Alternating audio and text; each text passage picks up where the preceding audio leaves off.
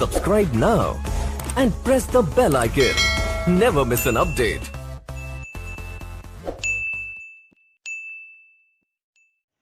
Hello friend, नमस्कार। एक बार फिर पुनः आप सभी का निमेश क्लासेस बांका के यूट्यूब चैनल पर स्वागत है। और एक बार फिर पुनः आप सब के बीच बंधु लेकर के आए हुए एसएससी जीडी का प्रीवियस ईयर का बहुत सारा क्वेश्चन जो कि आज बंधु कराने वाले हैं। तो इस वीडियो को आप अंत तक जरूर देखें जिससे कि सारे सवाल आसानी से आप बना सके। और जो भी भाई बंधु हमारे से नए नए जुड़े हैं, पहली बार जुड़े हैं और जो हमारे चैनल को अभी तक सब्सक्राइब नहीं किए हैं, वो सबसे पहले बंधु सब्सक्राइब कर दीजिए। साथ ही साथ सभी भाई बंधु एक बार लाइक और शेयर जरूर कर दीजिए। फिर चलेंगे हम आज के बहुत सारे महत्वपूर्ण सवालों को लेकर के। तो चलिए बंधु, जो लाइक नहीं किए हैं सबसे पहले वीडियो देखने से पहले आप सब लाइक कर दीजिए, जिससे हमारे और आपके बीच एक घनिष्ठ संबंध बन सके और हम आपके लिए बहुत सारा अच्छा अच्छा सवाल लेकर के आ सके। तो चलिए बंधु, लाइक तो आप सब कर दिए होंगे, तो चलते हैं देखते हैं आज का पहला सवाल किस प्रकार से है। तो चलिए बंधु देखते हैं आज का पहला सवाल किस प्रकार से है। और ये पूछा गया प्रश्न है बंधु, आप इनको समझिएगा। टाइम एंड डिस्टेंस से है ये सवाल। कह रहा आपका सवाल, एक 200 मीटर लंबी रेलगाड़ी 72 किलोमीटर पर घंटा की गति से चल रही है। 800 मीटर लंबे पुल को पार करने में कितना समय लगेगा। तो बंधु ये टाइम एंड डिस्टेंस का सवाल है और हम इसका प्रॉपर्टीज आपको बता चुके हैं। बहुत सारे वॉल्यूम अभी तक हम कराए बंधु। जो भाई बंधु अभी तक पिछला वॉल्यूम सब नहीं देखे वो जरूर देख लीजिए और अब की बार छूटेगा नहीं आपके एग्जाम में एक भी प्रश्न बंधु। तो हमने 2 प्रॉपर्टीज पढ़ाए थे, वो प्रॉपर्टीज पर एक बार गौर कर देते हैं कि जितने समय में कोई रेलगाड़ी किसी लड़का, किसी लड़की, किसी वृक्ष, किसी खंभा, किसी पोल को पार करे, अर्थात उसकी लंबाई को पार करे जिसकी कोई लंबाई नहीं है, इसलिए उतने समय में रेलगाड़ी सिर्फ अपनी लंबाई को पार करेगी। पहला प्रॉपर्टीज बताए थे बंधु। दूसरा प्रॉपर्टीज हमने ये बताए थे कि जितने समय में कोई रेलगाड़ी किसी दूसरे रेलगाड़ी को, किसी इंजन को, किसी पुलिया को, किसी प्लेटफॉर्म को पार करे तो उतने समय में रेलगाड़ी अपनी लंबाई को भी पार करेगी, साथ साथ उनकी भी लंबाई को पार करेगी। तो हम वहां से भी चाल निकाल लेते हैं। क्लियर है बंधु।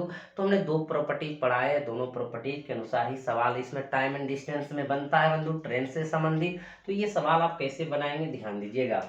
कहता है बंधु 200 मीटर, देखिएगा 200 मीटर लंबी रेलगाड़ी, एक लंबी रेलगाड़ी है और 72, इसका जो चाल है बंधु वो क्या है, 72 किलोमीटर पर घंटा की गति से चल रही है। और कहता है बंधु 800, ध्यान दीजिएगा, 800 मीटर 800 मीटर लंबे पुल को पार करने में कितना समय लगेगा। तो बंधु आप समझिए कि जब इस पुल को पार करेगा, जितना समय में इस पुल को पार करेगा बंधु, उतना समय में इस पुलिया की भी लंबाई को पार करेंगे, पुल की भी लंबाई को पार करेंगे और ट्रेन अपनी लंबाई को भी पार करेंगे। जैसे एक उदाहरण देते हैं बंधु, किसी प्लेटफॉर्म पे आप खड़े हैं तो कोई दोस्त से बातचीत करते, आपको पता चलता, दोस्त कहता है देखो भाई ये 10 सेकंड में रेलगाड़ी इस प्लेटफॉर्म को पार कर गई। तो 10 सेकंड में प्लेटफॉर्म की भी लंबाई पार हुई और रेलगाड़ी की भी लंबाई पार हुई। तो वही कंडीशन में बंधु जब ये 800 मीटर लंबे पुल को पार करेंगे तो रेलगाड़ी अपनी भी लंबाई को पार करेगी और इसके पुल की भी लंबाई को पार करेगी और हम उसी के अनुसार समय निकाल लेंगे बंधु। तो देखिएगा जो हमारा समय वो सेकंड में दिया हुआ है, तो सबसे पहले किलोमीटर पर घंटा को मीटर पर सेकंड में बदलेंगे। तो 72 को बंधु मीटर पर सेकंड में बदलेंगे तो बड़ा से अगर छोटा की ओर जाते हैं बंधु 5/18 से गुना करते हैं। क्लियर है, ये सब चीज बता चुके हैं। तो 18 चौकी 72, 5 चौक 20, यानी 20 मीटर पर सेकेंड की चाल से जाते हैं बंधु 200 मीटर लंबी रेलगाड़ी, जो कि कहता 800 मीटर पुल को पार करने में कितना समय लगेंगे। तो समय बराबर बंधु आप जानते हैं, क्या जानते हैं, दूरी बटे चाल जानते हैं। ध्यान देना है बंधु यहाँ पे। तो देखिएगा यहाँ पे समय हम निकाल रहे हैं, हमारा समय निकल जाएगा, लेकिन दूरी यानी 800 मीटर को भी पार करेंगे और 200 मीटर को भी पार करेंगे बंधु। यानी जितने समय में पुल को, बार बार कह रहे हैं, जितने समय में पुल को पार करेंगे उतने समय ट्रेन अपनी लंबाई को भी पार करेंगे। तो बंधु 800 प्लस 200 और चाल बंधु हम मीटर पर सेकंड में कन्वर्ट कर चुके हैं। तो यहाँ पे क्या है 20। अब देखिए बंधु इसको हल करेंगे तो ये हो जाएंगे 1000 और ये हो जाएंगे 20 बंधु, 0 0 कैंसिल, कटा देंगे तो 50, यानी कि जो समय होंगे बंधु कितना सेकंड होंगे, 50 सेकेंड होंगे। यानी 50 सेकेंड में वो जा करके पुल को पार कर लेंगे बंधु, जो कि 800 मीटर लंबाई पुल का है। तो बंधु आप सब इसको समझ गए, कहीं कोई दिक्कत नहीं है। तो चलते हैं अगले प्रश्न की ओर। चलिए बंधु, अगला जो प्रश्न है वो एवरेज से है, औसत से है बंधु। ध्यान दीजिएगा, ये पूछा गया प्रश्न है, कैसे इसको आप बनाएंगे। एक पति पत्नी की औसत आयु उनके विवाह के समय 23 वर्ष थी। 5 वर्ष के बाद उनका 1 वर्ष का बच्चा था। अब परिवार की औसत आयु कितनी है। तो बहुत ही सुंदर प्रश्न है बंधु, ध्यान दीजिएगा। हस्बैंड और वाइफ का जो है विवाह के समय उनका औसत आयु 23 वर्ष था। तो योग हो जाएंगे बंधु, 2 से गुना करेंगे, क्योंकि औसत गुना संख्या योग होता है। 23 दूनी कितना, 46 वर्ष। कब, जब उनका शादी हुआ था, यानी मैरिज। क्लियर है बंधु। 5 वर्ष के घटनाक्रम में देखिएगा, 5 वर्ष के बाद कहता है, एकदम ध्यान दीजिएगा बंधु, 5 वर्ष के बाद, जैसे 5 वर्ष के बाद होता है तो कहता है उनका एक बच्चा था जो कि 1 वर्ष का था। क्लियर है, 1 वर्ष का बच्चा है बंधु। यानी अब हम जो पूरे परिवार की जो औसत आयु निकालेंगे तो बच्चा भी उसमें ऐड होगा, बिल्कुल होगा, क्योंकि 1 वर्ष का बच्चा है। अब एक चीज ध्यान दीजिएगा बंधु, जे 5 वर्ष के बाद ना 1 वर्ष के उसके पास बच्चा था बंधु, तो 5 वर्ष के बाद 1 वर्ष का अगर बच्चा है तो निश्चित है कि 5 साल ये भी बड़ा होगा और 5 साल ये भी बड़ा होगा। तो एक प्रॉपर्टी यहाँ पे बता देते हैं बंधु, ध्यान दीजिएगा। 2 या 2 से अधिक व्यक्तियों के बीच आयु का अंतर भूत भविष्य वर्तमान तीनों स्थितियों में होता है समान। यानी मेरा कहने का अर्थ है, अगर आपका उम्र 5 साल बढ़ रहा है तो मेरा भी 5 साल बढ़ेगा, अगर 5 साल आपका घटेगा तो मेरा भी घटेगा। ऐसा नहीं कि बंधु 5 साल पति जो है 5 साल आयु बढ़ गया और पत्नी अस्थिर हो गया, या पत्नी बढ़ गई पति अस्थिर हो गया बंधु, ऐसा तो नहीं है। तो इसका मतलब है 5 वर्ष के बाद जब उनके पास 1 वर्ष का बच्चा है तो इसका मतलब 5 साल ये भी बढ़ा बंधु और 5 साल ये भी बढ़ा। तो 5 5 कितना साल ऐड होगा, 10 साल। यानी इसमें बंधु कितना साल ऐड हो जाएंगे, 10 साल। यानी 46 वर्ष उस समय जब शादी हो रहा था बंधु, फिर 10 साल जुड़ गया इसमें, क्योंकि 5 साल ये भी बढ़े और 5 साल ये भी बढ़े, तो 10 साल हुआ। और उसके बाद एक बच्चा भी है जो 1 वर्ष का है। क्लियर है। अब देखिए, जो हमारा ये आयु का योग होगा बंधु, इसमें हस्बैंड होगा, वाइफ होगा और चाइल्ड होगा, यानी बच्चा होगा। तो देखिएगा 46 10 बंधु हो जाएंगे 56 और 1 57 वर्ष। यानी तीनों का जो आयु का योग होगा वो 5 वर्ष के बाद बंधु क्या होगा, 57 वर्ष होगा। कैसे हुआ, 46 तो शादी के समय था, 5 साल के बाद 1 वर्ष का बच्चा है, तो 5 साल पति बढ़ा, 5 साल पत्नी, तो 10 साल, 10 1 आपका 11 बंधु, 46 11 57 वर्ष। अब कहता है कि औसत चाहिए, यानी वर्तमान में, तो वर्तमान इतना है बंधु, औसत चाहिए तो आप जानते हैं संख्याओं का योग बटे संख्या, तो कितना बंधु, 19 या 57 कै वर्ष हो गया, 19 वर्ष हो गया। क्लियर हो गया बंधु, आप सब बिल्कुल समझ गए। जो कि आप देख पा रहे हैं कि आपका आंसर जो है कहाँ है, दूसरा नंबर ऑप्शन में है। तो चलते हैं मित्र बंधु, इस प्रकार के प्रश्न आपका बन जाएंगे। अब अगले प्रश्न की ओर चलिए बंधु, जो हमारा अगला प्रश्न है वो एसआई से है बंधु, और ये पूछा गया प्रश्न है, तो आप इसको किस प्रकार बनाएंगे ध्यान दीजिएगा बंधु। आपका जो सवाल है कह रहा है उन वर्षों की न्यूनतम संख्या क्या होगी जिनमें 2600 रुपया पर 6.2/3% की दर से साधारण ब्याज की राशि रुपयों की यथातथ्य पूरी संख्या हो जाएगी। यानी बंधु वो कौन सा समय होगा जो 2600 रुपया पर 6.2/3% की दर से साधारण ब्याज की जो राशि आएंगे वो पूर्ण संख्या में होना चाहिए, यानी पॉइंट में नहीं होना चाहिए। आखिर वो कौन सा समय होगा, जो कि ऑप्शन आपका 4 को दिया है। तो बंधु आप एक चीज जानते हैं कि समय गुना दर करते तो ब्याज निकलता है, या साधारण ब्याज बराबर बंधु लिख सकते हैं P गुना R गुना T बटे 100 लिखते हैं। बंधु साधारण ब्याज हम देखिए निकाल रहे हैं, तो 2600 रुपया मूलधन है। दर बंधु आपका देखिए यहाँ 6.2/3% है, इसको हम जनरल कर ले बंधु, 6 18 तो 20/3% है। तो बंधु यहाँ पे हम दर लिख देंगे 20/3। अब गुना बंधु समय हमारा कितना, टी बटे कितना बंधु 100। इसको और थोड़ा सिंप्लीफाई कर दे बंधु, 2600, ध्यान दीजिएगा 2600 गुना 20 गुना टी, नीचे बंधु ये 3 आ जाएंगे, तो 100 गुना कितना हो जाएंगे बंधु 3। अब देखिएगा यहाँ पे 100 गुना हम 3 लिख चुका है बंधु, ध्यान दीजिएगा। अब यहाँ पे कहता है कि कौन ऐसा समय लेंगे बंधु, ध्यान दीजिएगा, कौन सा ऐसा समय होगा। क्या क्लियर लिखा है, उन वर्षों की न्यूनतम संख्या क्या होगी जो इतना इतना की दर से साधारण ब्याज की राशि रुपये की अर्थात पूरी संख्या हो जाएगी। आखिर बंधु ये टी का मान हम क्या लेंगे, जो भी हमारा ब्याज आएगा पूर्ण संख्या में ना चाहिए, यानी पॉइंट में नहीं आना चाहिए। तो बंधु देखिएगा ये 100 का डबल जीरो कैंसिल हो गया। अब हमको ई कटाने के लिए टी का मान कितना रखना बंधु, 3 रखना होगा। अब देखिए ये डबल जीरो तो कटा दिए, लेकिन ये 3 को कटाने के लिए समय कितना लेना होगा, 3 लेना होगा बंधु। अगर यहाँ 2 मान लीजिए, यहाँ 2 लीजिएगा तो 3 से 2 कटेगा, नहीं कटेगा बंधु।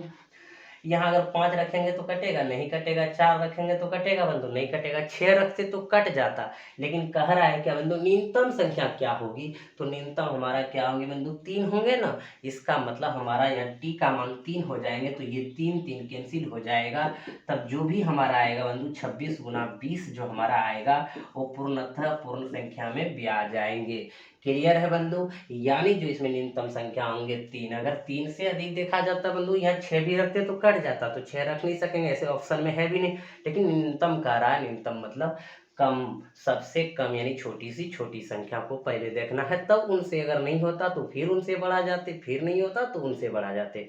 क्लियर है बंधु, आप सब समझ गए। तो हमारा आंसर कहाँ हो गया, फर्स्ट नंबर पे हो गया। क्लियर हो गया बंधु। इस तरह के भी आपके एग्जाम में प्रश्न रहते हैं, आपको जांचने के लिए कि आप कितना इसके बारे में सोच सकते हैं। क्लियर है बंधु। तो चलते हैं अगले प्रश्न की ओर। चलिए बंधु, अगला सवाल भी पूछा गया है और ये लाभ हानि डिस्काउंट से रिलेटेड सवाल है बंधु। तो देखिए आप इसको किस प्रकार बनाते हैं और समझते हैं, इनको ध्यान दीजिएगा। बंधु सवाल कहता है, एक व्यक्ति एक पुस्तक पर जिसका अंकित मूल्य 40 रुपया है 10% की छूट देता है, उसका लागत मूल्य क्या होगा जिससे लाभ 20% का हो। तो बंधु आपको पता है कि जब आपका सीपी हो और एफसीपी से एफपी रिलेशन चाहिए, एफपी से सीपी चाहिए, तो बंधु बीच में आपका एसपी रहता है और सीपी और एसपी के बीच प्रॉफिट या लॉस परसेंट के संबंध के साथ जाते हैं, और एसपी और एफपी के साथ बंधु डिस्काउंट परसेंट के साथ जाते हैं। ये हमने आपको प्रॉपर्टी पढ़ा चुके हैं बंधु पिछले सब क्लास में, आप उन सब वीडियो भी देखा करिए बीच बीच में बंधु, और जो नए जुड़े हैं वो निश्चित देखिए। आगे चल के बंधु कहता है कि जिसका अंकित मूल्य कितना है बंधु, 40 रुपया, अंकित मूल्य हमारा 40 रुपया है, और कहता 10% की छूट देता है बंधु। अगर मान लीजिए 40 रुपया है बंधु और 10% की छूट देगा तो बंधु कितना में बेचेंगे, 90 में, तो 90 बटे कितना हो गया बंधु, 100 हो गया। क्लियर है। अब देखिएगा डबल जीरो कैंसिल, यानी 9 चौक 36, यानी बेचा बंधु कितना में, वो 36 में। आखिर आगे चल के क्या कहता है, भाषा ही ध्यान दीजिएगा, उसका लागत मूल्य क्या होगा, यानी ये सीपी बंधु क्या होगा जिससे कि लाभ 20% का हो। और बंधु किसी वस्तु को अगर 20% लाभ पर बेचेंगे तो कितना में बेचेंगे, 120 में बेचेंगे, और 120 में बेचने का मतलब बंधु कितना में बेचना, 36। अब देखिएगा जब एसपी आ जाता तो एफपी को भूल जाते कि कोई एफपी भी है, एफपी से हमको मतलब अब नहीं रहा, मतलब रहा एसपी से। एसपी हमारा कितना है बंधु, 36, यानी 20% लाभ बेचना तो 120 में बेचना, और 120 में बेचने का मतलब है 36 में बेचना। बंधु हमको चाहिए सीपी यानी कि 100, तो 36 बटे 120 गुना बंधु 100। अब देखिएगा आप इनको हल कर सकते हैं बंधु, 0 0 कैंसिल, 12 तिया 36, तो कितना हो गया बंधु, 30 हो गया। क्लियर हो गया। यानी कि उसका जो लागत मूल्य हो गया बंधु कितना रुपया हो गया, 30 रुपया हो गया, जो कि आप देख रहे हैं तीसरा नंबर में है। क्लियर है। अब बंधु यहाँ से अगर देखिए बहुत कोई हमारे भाई बंधु क्या करते हैं, ध्यान दीजिएगा, शॉर्ट में कहते हैं सर शॉर्ट में बताइए। अब बंधु शॉर्ट में हम बता देंगे, लेकिन उससे पहले ध्यान दीजिएगा, एफपी इधर भी लिखते कोई दिक्कत नहीं है, एफपी यहाँ रखता है, एसपी यहाँ रहता है, सीपी यहाँ रहता है, तो लिखने का तरीका किधरों से कर लीजिए, उससे कोई दिक्कत नहीं। लेकिन एक शॉर्ट तरीका बंधु बताते हैं, ध्यान दीजिएगा। जब हम एफपी से कहाँ जाएंगे बंधु, सीपी चाहिए, वाट चाहिए, लागत मूल्य चाहिए। अब एक चीज ध्यान दीजिएगा, एफपी बंधु हमारा कितना है, 40 है, और एकदम मन की गति से इसको लेकर के चलना बंधु। अगर कहते हैं कि अंकित मूल्य 40 है, और जब जानते हैं कि अंकित मूल्य से जब भी आता है एसपी आता है, जब एसपी आ जाता है तब जाकर के बंधु हम सीपी को निकाल पाते हैं। क्लियर है। जब हमारा अंकित मूल्य 40, अगर इस पर 10% छूट देगा तो बंधु कितना हो जाएंगे, 90 बटे 100 हो जाएंगे। ये हमारा अब क्या हो गया बंधु, विक्रय मूल्य हो गया। क्लियर है। और यहाँ पे कहता 20% का लाभ कमाता है, तो 20 20% लाभ कमाने का अर्थ है किसी वस्तु को 120 में बेचना, और 120 बराबर बंधु यानी इतना, तो 100 बराबर कितना, तो हो जाएंगे बंधु 100/120। तो ये एक लाइन में बन गया बंधु। यहाँ ट्रिक भी लिख देते तो आपको कहते क्या बात है सर, बहुत ही सुंदर आपने बताई, ट्रिक पर बैठा दिए, अब तो भूलेंगे नहीं बंधु, लेकिन कुछ समय बाद आप भूल जाते। लेकिन इसको कभी नहीं भूलिएगा, क्योंकि अगर अंकित मूल्य 40 है बंधु, 10% अगर छूट पर बेच रहा है तो 90/100 में बेच रहा है, इसका मतलब इतना आप विक्रय मूल्य हो गया। लेकिन जिससे इतना विक्रय मूल्य कहता 20% लाभ कमाए, तो 120 बराबर इतना, तो CP 100 बराबर निकल जाएंगे बंधु। तो कहीं से भी बनाएंगे आपका सवाल सबसे फास्ट बनेगा। अब इनको हल करिएगा बंधु, ये कैंसिल हो गया, 4 तिया 12 बंधु, 30 तिया 90, तो आपका क्या हो गया, लागत मूल्य 30 रुपया हो गया। क्लियर हो गया बंधु, आप सब समझ गए। तो चलते हैं अगले प्रश्न की ओर। तो चलिए बंधु, अगला जो हमारा प्रश्न है बंधु, वो त्रिभुज यानी कोण पे आधारित प्रश्न है। देखिए किस प्रकार से बंधु, और ये भी प्रश्न पूछा गया है। यानी मेरा कहने का अर्थ है बंधु, हम सारे का सारे सवाल जो प्रीवियस ईयर्स का ही लेकर के चल रहे हैं, इसलिए आप इस सब सवालों को नोट करते जाइएगा बंधु, आपका एक भी सवाल नहीं छूटेगा, हम बार बार कह रहे हैं। और आप सब पढ़िए थोड़ा सा मन लगा के बंधु। एक त्रिभुज के 3 कोण 3:4:5 के अनुपात में है, तो त्रिभुज के कोण क्रमशः कितने अंश के होंगे। अंश मतलब डिग्री, कितने डिग्री के होंगे बंधु, ये बताना है। तो ध्यान दीजिएगा आप कि किसी भी त्रिभुज के तीनों कोण का योग, मान लीजिए ए है, ये बी है और ये सी है, कोण को ऐसे सूचित करते हैं, कोण ए, कोण बी और कोण सी बंधु, तीनों कोणों का योग कितना होता है, 180 डिग्री होता है। यानी किसी भी त्रिभुज के, कोई भी त्रिभुज हो, समबाहु हो, विषमबाहु हो, समकोण हो, कोई भी त्रिभुज हो बंधु, उनके तीनों कोणों का योग कितना होता है, 180 डिग्री होता है। और यहाँ बंधु तीनों कोण का जो अनुपात दिया है, 3:4:5 के अनुपात में दिया है। और आपको पता है बंधु कि अनुपात संख्या का सबसे छोटा गुणात्मक रूप होता है। तो बंधु इसका मतलब कोई ना कोई गुणात्मक होगा जिसको एंगल को निर्माण करेगा। अब देखिएगा बंधु, ये 3 के अनुपात में, ये 4 के अनुपात में और ये 5 के अनुपात में बराबर कितना बंधु, 180 डिग्री। 4 3 7 5 12 बराबर बंधु कितना, 180 डिग्री। एक बराबर निकाल लीजिए बंधु, 180 डिग्री बटे 12, बर 15 असैया से, यानी 15 बार में कट जाएगा बंधु, तो एक बराबर कितना हो गया, 15 डिग्री। इसलिए 3 बराबर 15 या 45 डिग्री, 15 चौकी 60 डिग्री, 15 पचे 75 डिग्री। यानी बंधु तीनों कोण जो होगा वो क्या होगा, 45 60 75। तो आप ऑप्शन देख पा रहे हैं बंधु, 45 सबका 60 75 कहाँ पे है, पहला नंबर में है। क्लियर हो गया बंधु, आप इसको समझ गए। चलते हैं अगले प्रश्न की ओर।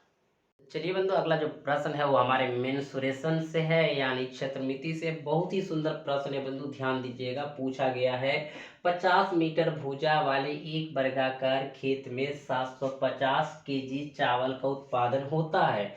100 मीटर भुजा वाले उतने ही वर्गाकार खेत में उत्पन्न चावल की मात्रा कितनी होगी। तो बहुत ही सुंदर प्रश्न है बंधु, इसको देख लीजिएगा आप कैसे बनाएंगे। कहता है कि 50 मीटर, देखिएगा बंधु एक वर्गाकार खेत है जिनकी भुजा 50 मीटर है। अगर बंधु वर्गाकार खेत अगर 50 मीटर भुजा वाला, तो सभी भुजा उनका क्या हो जाएंगे, 50-50 हो जाएंगे बंधु, क्योंकि वर्ग के सभी भुजा क्या होते हैं, आपस में बराबर होती है। जब इस आकार की खेत है बंधु, तो इससे जो हमारा चावल उपजाते हो कितना होता है, 750 केजी का होता है बंधु।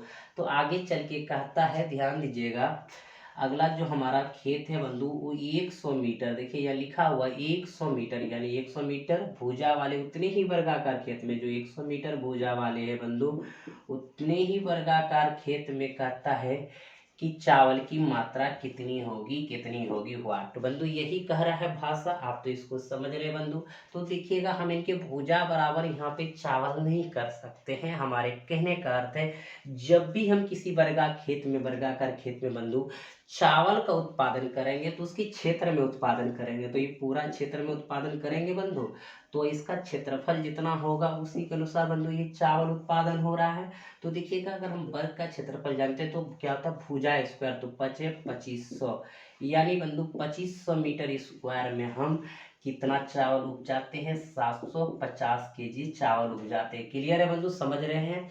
क्योंकि वर्गाकार खेत का यानी वर्ग का जो क्षेत्रफल होता है भुजा स्क्वायर होता है।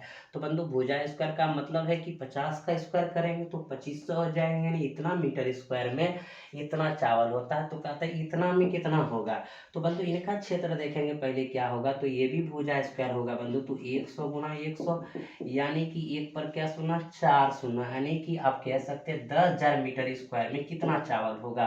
तो बंधु एक एक नियम से आप इसको बना सकते हैं। ध्यान दीजिएगा कि 2500 जब मीटर स्क्वायर था तो 750 केजी हम चावल उत्पादन करते थे। अब हमारे पास 10,000 हो गया बंधु मीटर स्क्वायर, तो हम कितना करेंगे, तो 750 बटे 2500 और गुना कितना बंधु 10,000। देखिएगा एकदम आसानी से बंधु आप समझ सकेंगे, कहीं कोई दिक्कत नहीं है। अब बंधु इसका दिखेगा हम डबल जीरो कैंसिल कर देते हैं बंधु। 25 तिया बंधु कितना हो जाता है 75 हो जाता है। 30 और 30 गुना बंधु 100 कर देंगे तो हमारा हो जाएंगे बंधु कितना 3000 केजी चावल उत्पादन हो जाएंगे। तो 3000 जो केजी चावल उत्पादन होंगे बंधु कितने नंबर ऑप्शन में आपका है, दूसरा नंबर ऑप्शन में। क्लियर हो गया, आप इसको समझ गए, कहीं कोई दिक्कत नहीं हुआ होगा बंधु। तो चलते हैं अगले प्रश्न की ओर। अगला जो सवाल है बंधु हमारा प्राकृतिक संख्या से रिलेटेड है, योग पर आधारित है। तो आप इसको ध्यान दीजिएगा कैसे इसको बंधु समझेंगे और कैसे बनाएंगे। कहता है प्रश्न की 75 से 97 तक के सभी प्राकृतिक संख्या का योग क्या होगा। तो बंधु कहाँ से कहाँ तक दिया है 75 से 97 तक। तो इसका अर्थ बंधु आप जानते हैं कि 75 से 97 तक में है, तो आप कर सकते हैं 75 76 77 97 तक छोटी सी संख्या है, ज़्यादा डिस्टेंस नहीं है दोनों में, तो आप इनको ऐड कर लेंगे अगर आपके पास टाइम बचा हो। काश बंधु यही सवाल में देता 75 से 250 300 तक के योग निकालिए, तो कैसे लिख पाते, नहीं लिख पाते, तो कोई ना कोई तरीका होगा बंधु। तो तरीका हम बताते एक ट्रिक के माध्यम से बंधु, जो आप सब जानते हैं। प्रथम देखिएगा प्रथम n तक के प्राकृत संख्याओं यानी नेचुरल नंबर्स का ऐड यानी योग बंधु संख्याओं का योग आप हर कोई बंधु जानते हैं, बता चुके हैं n into n + 1/2 जानते हैं। इनका बंधु सीधा अर्थ होता है प्रथम n तक के मतलब है 1 + 2 + 3 + 4 + dot dot dot dot dot dot plus n तक अगर रहे तो n into n + 1/2, यानी ये लैंग्वेज में है और वही मीनिंग बंधु इसमें है, दोनों कैसा है। लेकिन हमारा जो सवाल दिया हुआ है वो ध्यान दीजिएगा 75 से 97 तक दिया हुआ है। तो बंधु इस ट्रिक पे आप कैसे एडजस्ट करेंगे, क्योंकि आपका जो दिया 75 आगे 76 होगा 77 होगा, इसी प्रकार डॉट डॉट डॉट डॉट कहाँ तक बंधु 97 तक। क्या बंधु अभी तत्काल ये ट्रिक इसमें एडजस्ट कर रहा है, नहीं कर रहा है, लेकिन एक चीज बंधु समझने से हो जाएगा। 1 + 2 + काश अगर यहाँ तक देखिए बंधु 74 लिख दिए प्लस फिर प्लस, ये तो हम अभी अपने मन से लिखे हैं बंधु, ध्यान दीजिएगा। 1 से लेकर के अगर हम 97 तक निकाल लें यानी इस फार्मूला पर बैठा के बाद में बंधु 1 से लेकर 74 तक इधर वाला को घटा दे तो इतना से इतना बचेगा, बिल्कुल बचेगा बंधु, ज्ञात कर सकेंगे। तो 1 से लेकर के 97 तक हो जाएंगे बंधु 97 गुना n into n + 1 98/2 घटा देंगे बंधु कहाँ से, इधर वाले को। तो 74 यहाँ पे लिए तो 74 1 75 अब बटे कितना बंधु 2, इसको कटा देंगे तो 49 हो जाएगा बंधु, इसको कटा देंगे 37। अब आप सब कोई गुना करने जानते हैं बंधु, गुना कर लीजिए। अगर हमको कहिएगा गुना करने बंधु तो हम कर देंगे 47 53 इधर गुना हो जाएंगे बंधु और इधर हो जाएंगे 27 75।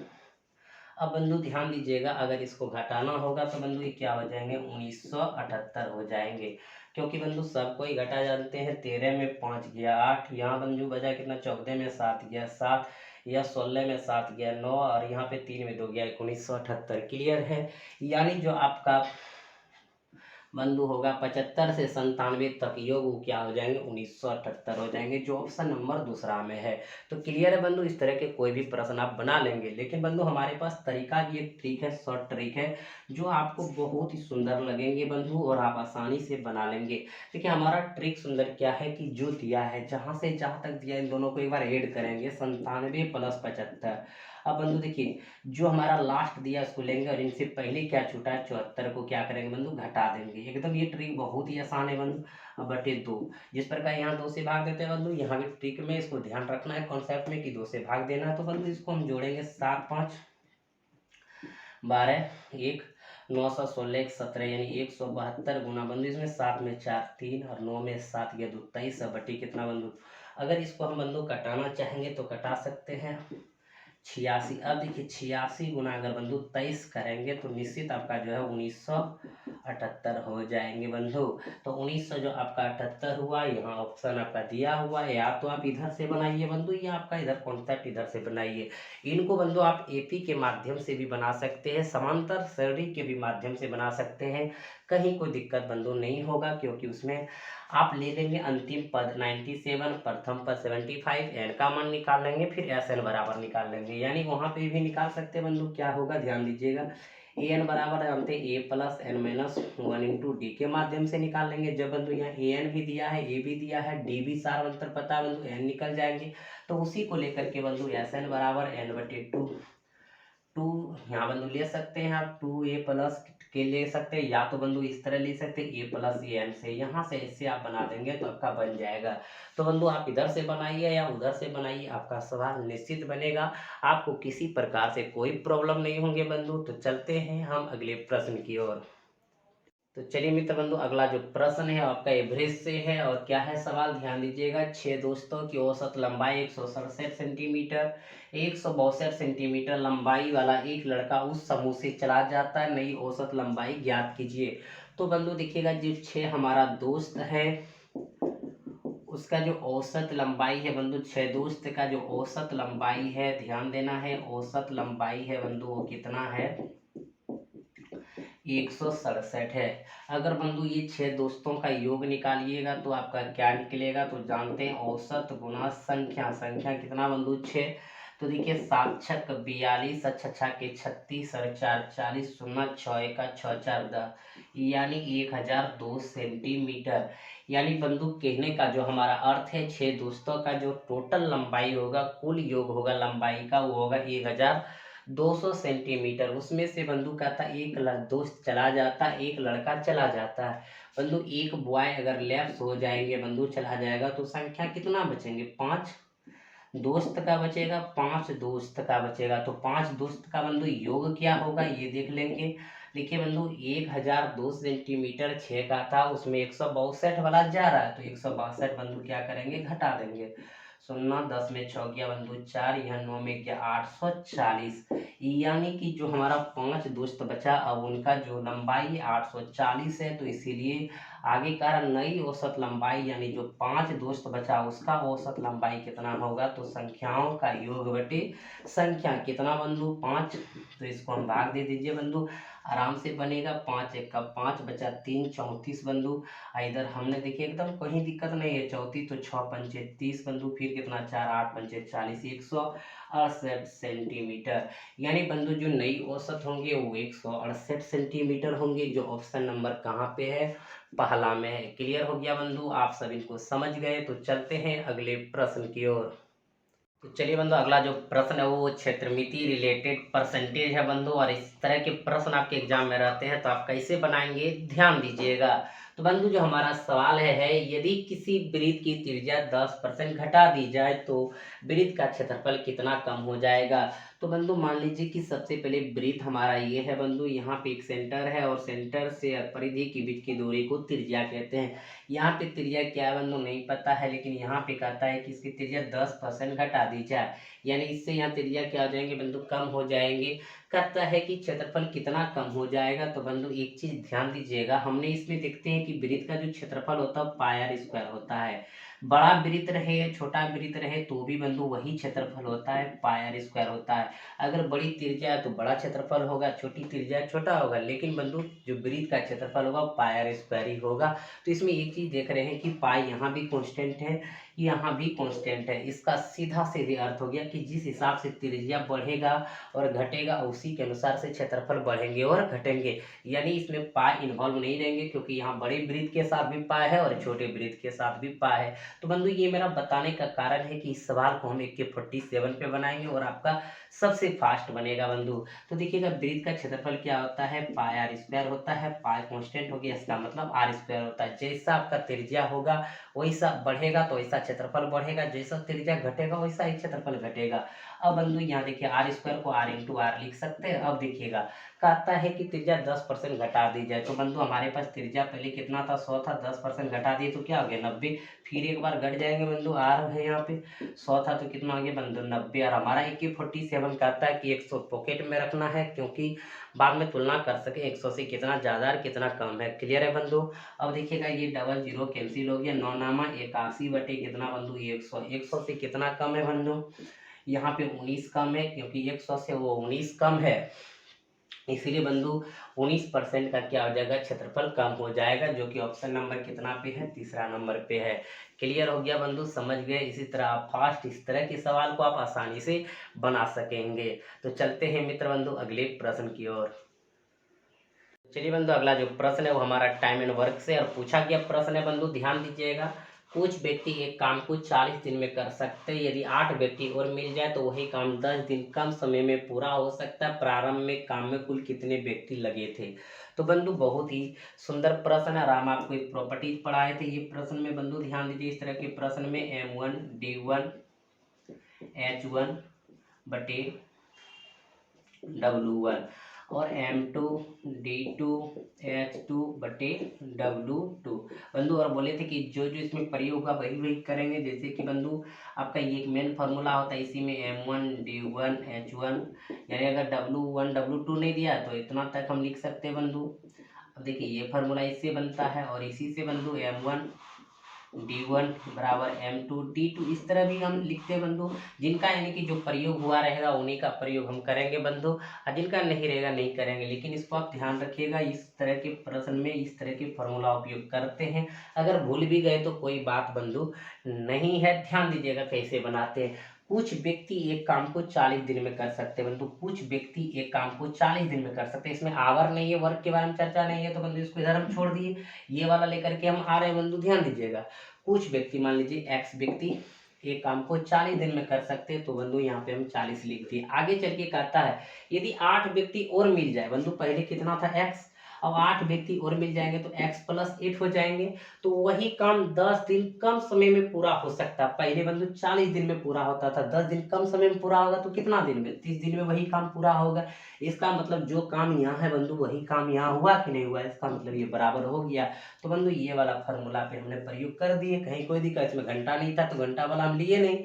अब हल करेंगे बंधु तो हो जाएगा 0 0 कैंसिल, 4x बराबर देखिए बंधु 3x + 8 3 24, इधर आएंगे x हो जाएगा बंधु x बराबर 24। यानी कि प्रारंभ में काम में कुल कितने व्यक्ति बंधु लगे थे, तो 24 व्यक्ति लगे थे, जो कि हमारा आंसर बंधु कितने नंबर ऑप्शन में है, दूसरा नंबर में है। क्लियर हो गया, कहीं कोई दिक्कत नहीं बंधु, किसी को कोई परेशानी नहीं। तो आज जो है आपका क्लास बंधु इतना ही रहेंगे, आपको मजा आ गया होगा सारे सवाल बना देखने से बंधु। तो आप सबसे पहले जिस भाई बंधु ने अभी तक लाइक नहीं किया है, पूरा का पूरा वीडियो देख लिए, वो सबसे पहले बंधु लाइक कर दीजिए और 10 भाई बंधु को शेयर कर दीजिए, ताकि उनको भी लाभ मिल सके। और बहुत ऐसे बंधु चीज़ है जो कि वो आगे एग्जाम में बना सके। तो चलिए बंधु आज आपका क्लास इतना ही रहेंगे। आप सबों को एनिमेस क्लासेस बाका की तरफ से बहुत बहुत धन्यवाद। हंसते रहिए, मुस्कुराते रहिए। जय हिंद।